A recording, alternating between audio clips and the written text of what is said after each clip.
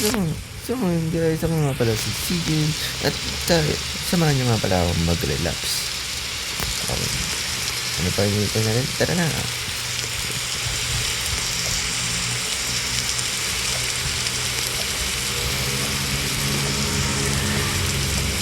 Kasi broken ako eh.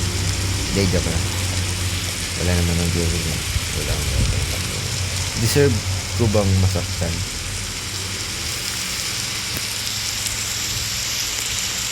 Hindi. Deserve masaktan? Deserve masaktan.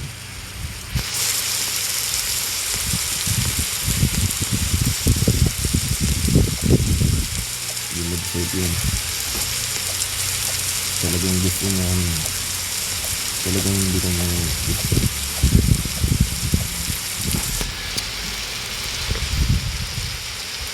Tulog na huy. Punta ka sa bed. Punta ka sa bed. Sa mga matutulog na. Pero what if? What if pagkatulog mo at paggising mo bukas may matanggap kang message? Tapos sabihin sa'yo na sorry pero pagod na ako. Somebody told me you were leaving. I didn't know. Yes, sir. Aray ko.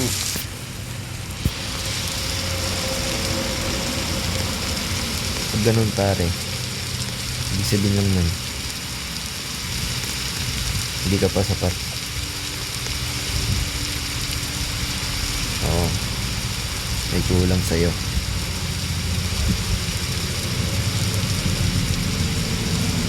Okay, next tayo. Kiss mo? Oo, hindi. Opo. Oo. Ha? Miss mo naman talaga eh. Uy! Mismo? Wala ka namang karapatan eh. Sabi niya mismo. Walang ganon! Ay!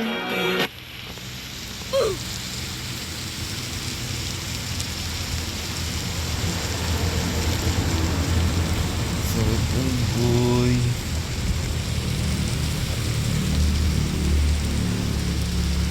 Kamali pala tayo. Kaya tayo nahulog sa maling tao. Aray mo. Wait ako. Ay! Nahulog pala yun. Oo nga pala. Luluto ko. Hindi lang.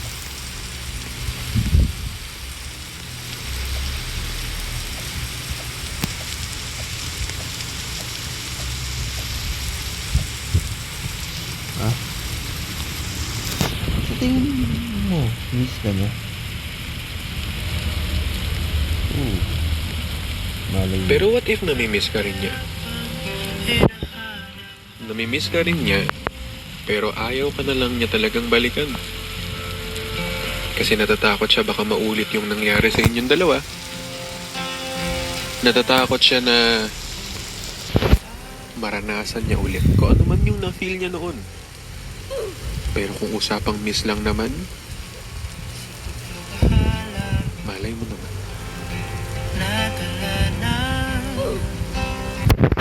Aray mo. Nakakasakit nun, boy.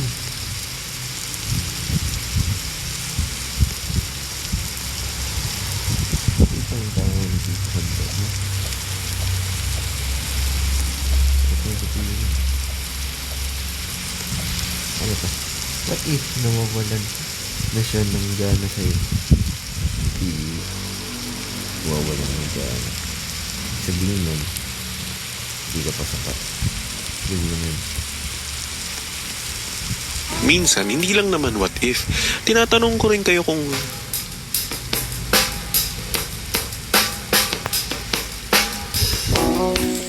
alam mo yung feeling na nawawalan na siya ng gana sa'yo. At alam kong alam na alam mo yung feeling na yun kasi talagang ngayon nawawalan na siya ng gana sa'yo. Pero hindi mo maamin, di ba? hindi mo maamin na ikaw na lang ang tagabuhay ng conversation nyo.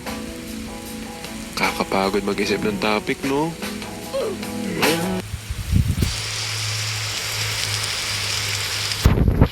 Ganun yung tao na yun. Nag-relax mag-isa. Sama ako nga. Ang lungkot to. Ang lungkot niya itong... Ang lungkot. Iwan kasi siya ng ex niya. Hindi, joke lang. Bati kayo na. Bati kayo. Baka mapait ko. Yes po.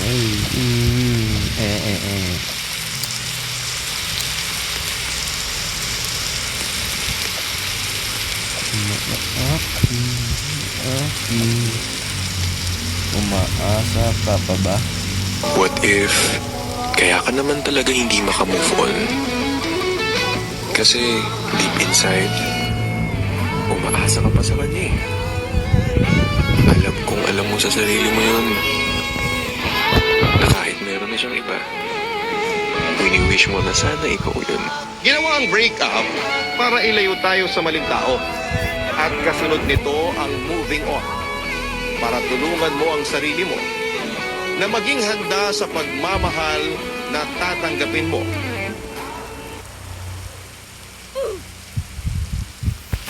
What are you doing? Fuck. Ganun tayo. Panglas ko na to.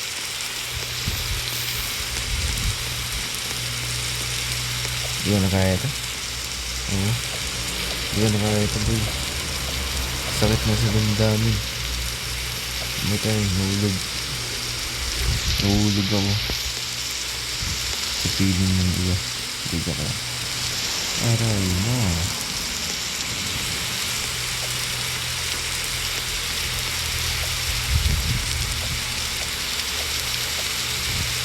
Ay, nahulog na naman. Nahulog na naman. Ibig sabihin lang nun.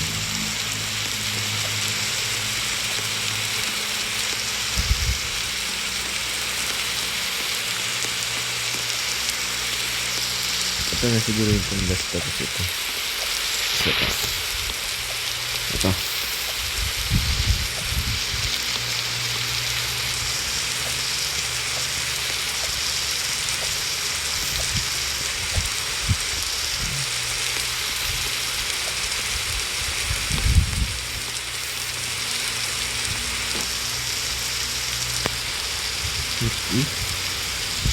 What if lang yun?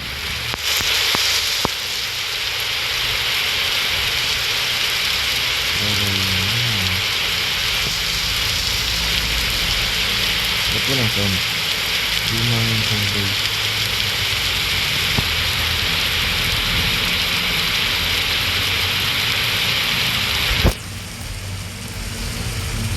Walang sound. Wala siyang sound. Wala ko talaga. Ito na. Sinenda.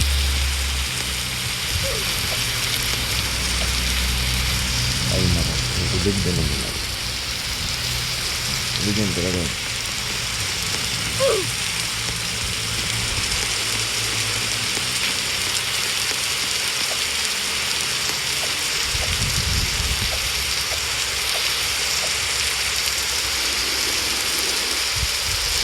Talaga.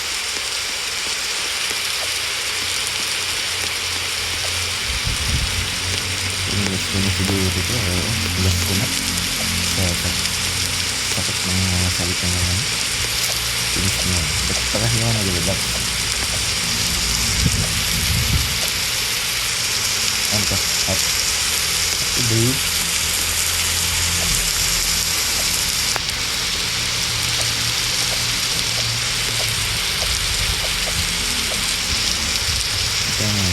Nagpapakahirap pa minaprangan yung pala. Ay.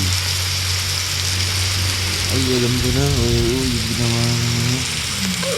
Alam ko na. Ay, di mo na. Parang sending rule.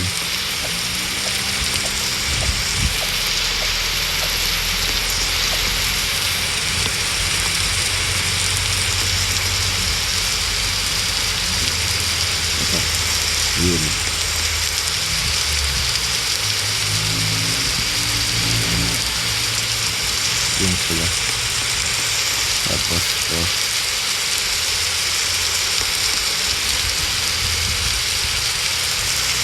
Hindi.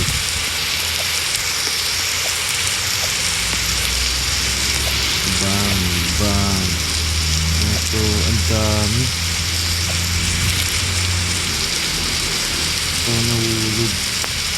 Mahirap yun.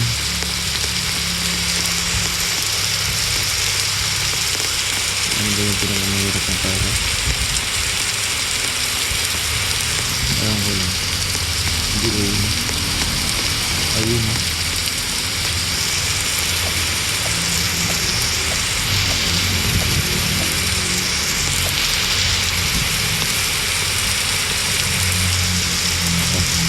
Ay, yellow nga pala.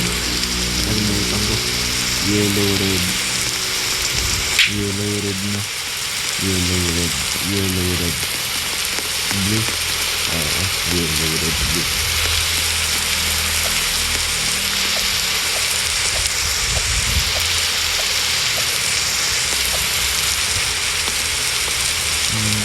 Ating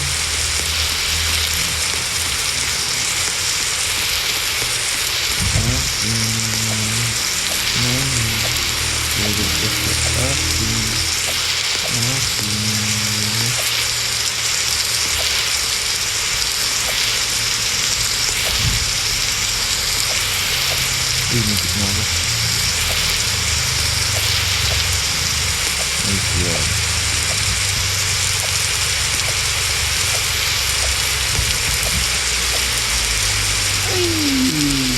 Huwag na ang hirap na ito. Hirap na ito, boy.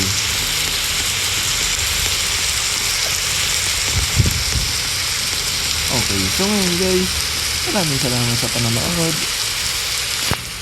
Maraming salamat sa panonood sa aming video. And goodbye.